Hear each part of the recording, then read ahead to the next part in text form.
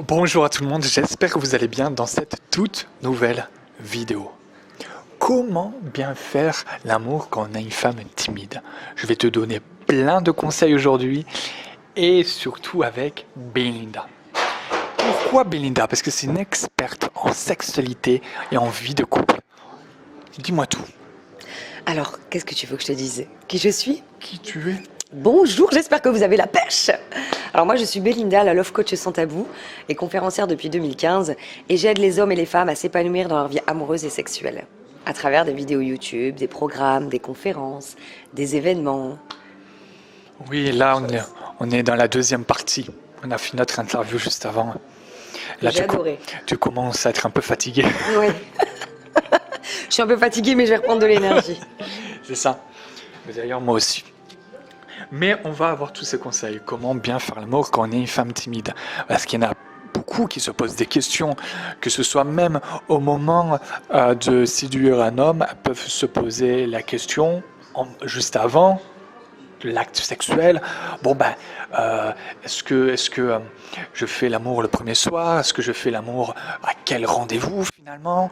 Il y en a d'autres qui peuvent se poser des questions au moment où faire l'amour. Elles peuvent se sentir un peu timides, mal à l'aise.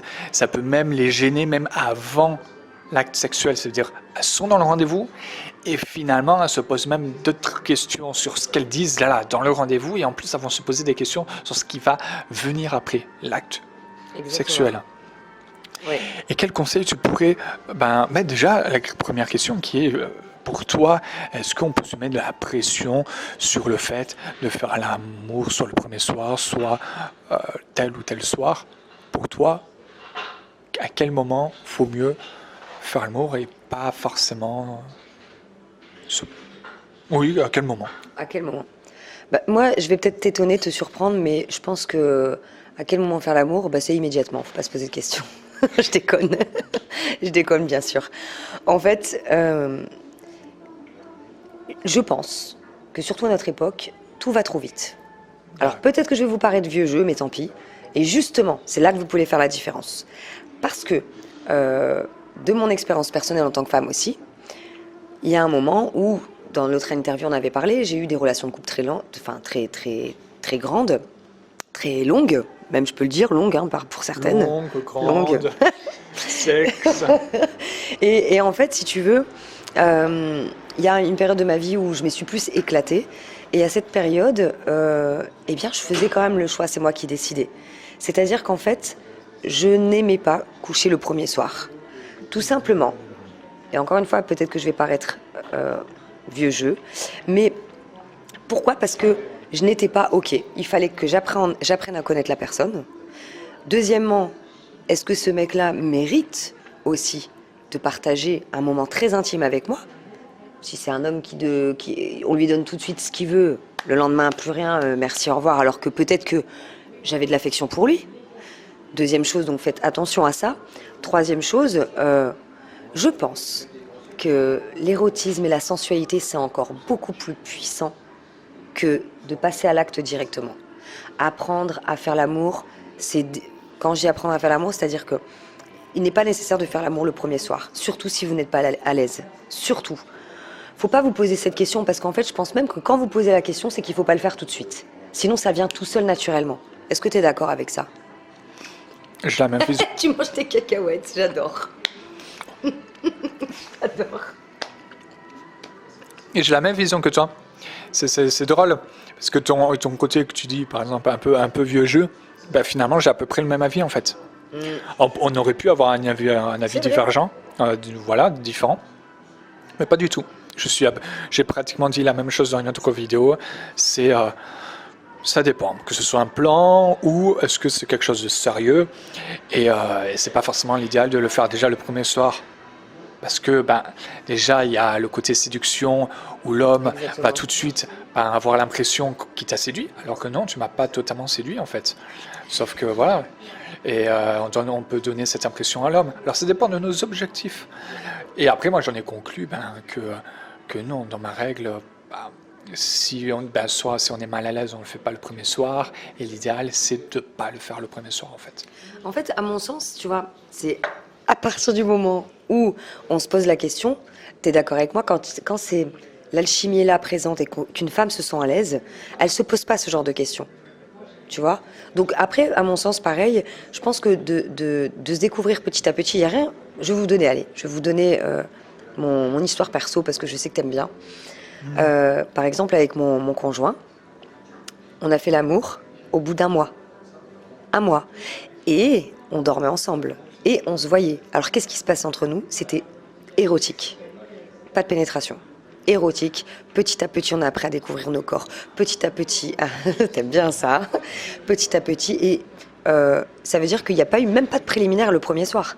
C'est-à-dire qu'en fait, c'était d'abord de contact, habillé. Et petit à petit, on apprend à se découvrir comme ça. Et ça, pour un homme déjà, c'est excitant. Oh, pas possible, il n'a pas l'habitude. Deuxièmement, la femme se sent aussi, elle, respectée, quelque part, tu vois. Et elle aussi, elle est excitée, faut pas croire. Moi, je rentrais chez moi, j'étais en feu. Hein. Mais c'était tellement bon. Parce qu'après, une fois qu'on est en couple, on fait l'amour quand on en a envie. Malheureusement, il y a plus ce truc, tu sais, les papillons, où tu te dis... alors, on peut les créer, mais c'est pas aussi... quand tu découvres la personne, c'est là la découverte qui doit être fabuleuse. Et au plus tu la fais retarder, au plus c'est excitant et au plus c'est... Donc déjà, même ça, c'est pour ça que même... si vous arrivez à trouver ce truc de connexion, et petit à petit, vous allez voir, ça n'a rien à voir avec tout ce qui est aussi rapide. Pour moi, tout va trop vite dans ce monde, tu sais, où c'est de la surconsommation d'absolument tout. Alors que quand on prend son temps, c'est tellement bon, même... Je suis complètement d'accord. J'avais fait l'image dans une autre vidéo du gâteau. Manger une part Oui, petit à petit, en fait. Et de pas manger le gâteau tout de suite comme ça, en fait. De se goinfrer. Parce qu'on sait souvent que se goinfrer, c'est pas forcément l'idéal. Non, mais c'est complètement ça, en fait. J'aime bien l'image du gâteau, tiens. Est-ce que tu me permettras de la redire un jour dans une autre vidéo? Oui. J'aime bien, j'aime beaucoup. Et pour toi, en plus de ça, voilà, on se... en plus, tu as donné une belle image, enfin une belle date d'un mois, parce que les études montrent aussi qu'on peut faire attendre les hommes un mois.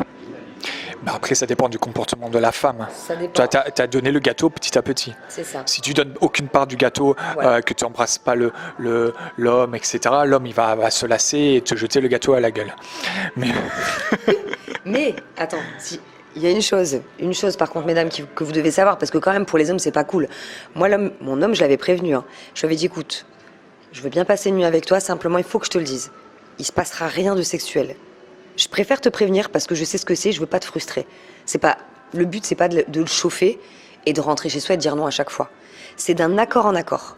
C'est d'expliquer. Et ça, même quand je m'éclatais à l'époque, que je disais dans ma vie, là, il y a des fois où je rencontrais des mecs avec qui ça se passait bien, on rigolait, etc.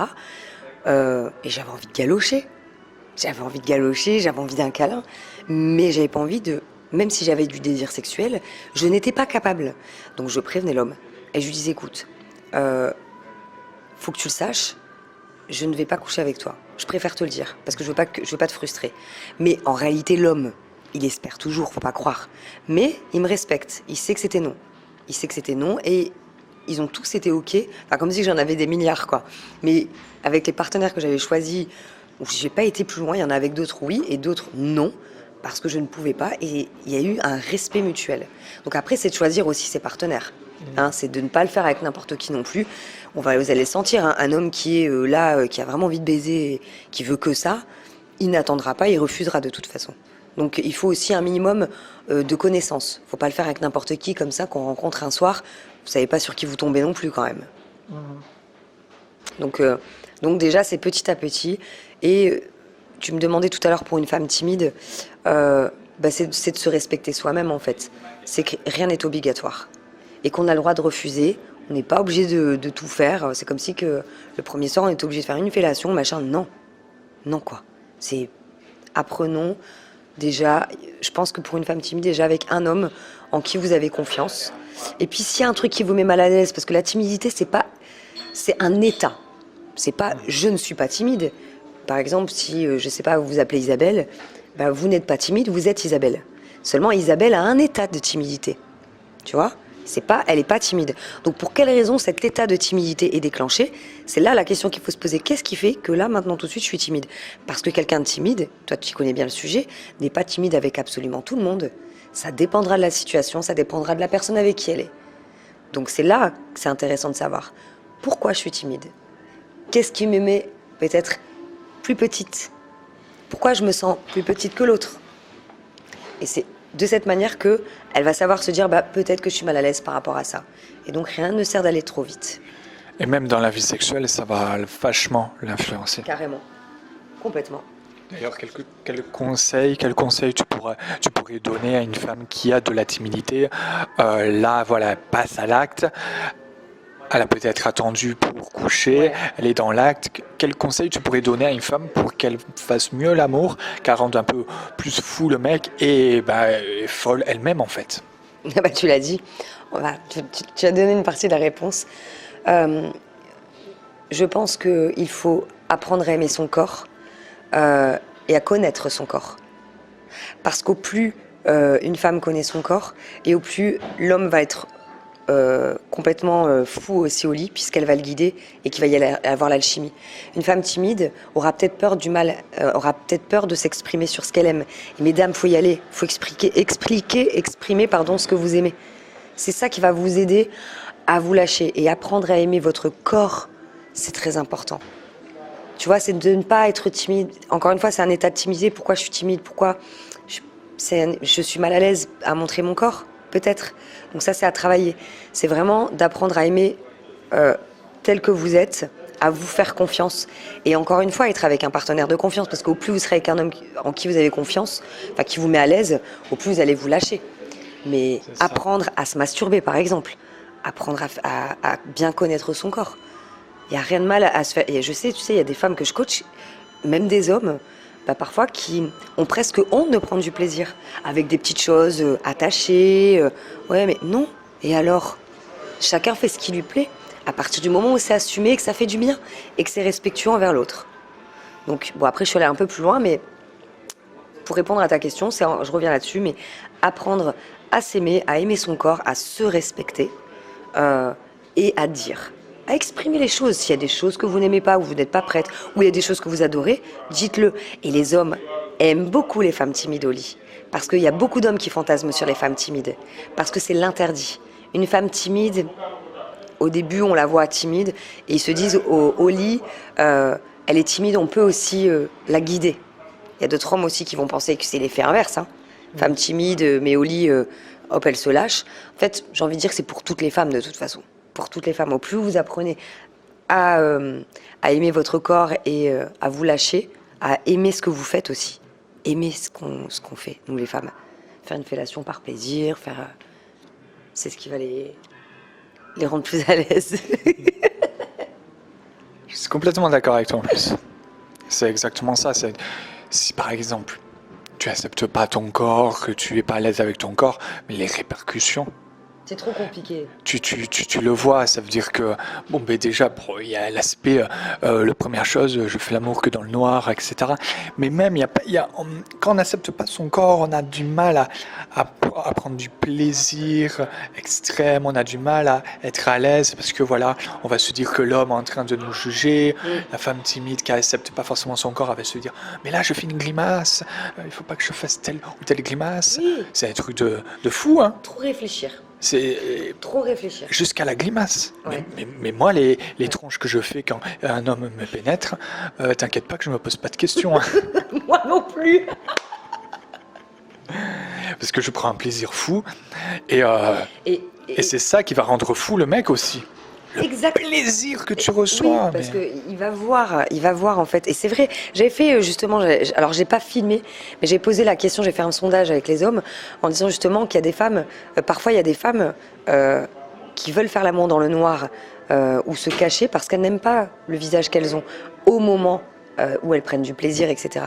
Et c'est vrai que les hommes disaient mais c'est dommage parce que nous les hommes, en règle générale, je peux pas parler au nom de tous les hommes, je vais pas interviewer tous les hommes du monde, mais ça leur montre que ils procurent du plaisir à la femme.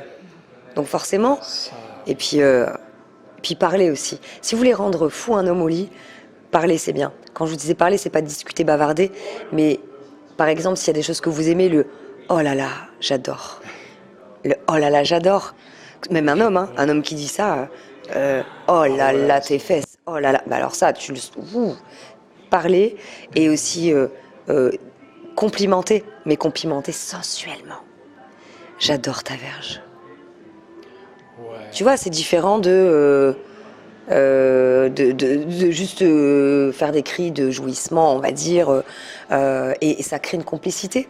Ça crée vraiment une complicité. Et puis dire aussi, dites-le comme vous le ressentez, il n'y a pas besoin de faire un scénario, hein. Mais quand vous êtes dans le feu de l'action, dans le moment présent, si vraiment vous êtes dans le moment présent, vous allez sentir son odeur, vous allez sentir son souffle, vous allez ressentir ses mains, il y a des fois vous dire « Oh là là, j'adore cet endroit », parce que vous êtes dans le moment présent. Et quand on est dans le feu de l'action ou donner du plaisir à l'autre, etc., malheureusement, on ressent même pas, il y a peut-être des choses qui sont extraordinaires qui sont en train de se passer, mais que vous ressentez pas. Merci pour tous ces conseils, c'était très enrichissant. Encore une vidéo, finalement tu donnes plein de conseils, plein de pépites.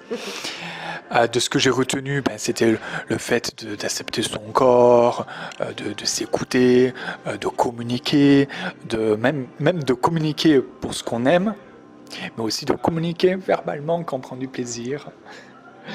Et aussi pour finir, je voudrais juste rajouter, c'est même pas une question pour rassurer tout le monde, c'est-à-dire que là on donne des conseils, mais on comprend parfaitement que vous Totalement. avez de la timidité. Moi par exemple, je parle beaucoup de timidité parce que je suis un ancien extrême timide de la mort. Ça veut dire que j'ai même eu des fois 20 fois plus de difficultés que la plupart de mes abonnés. Alors on comprend parfaitement vos difficultés, c'est pour ça aussi qu'on voulait vous donner des conseils. Et est-ce que tu as une invitation à nous faire pour voir ton travail ?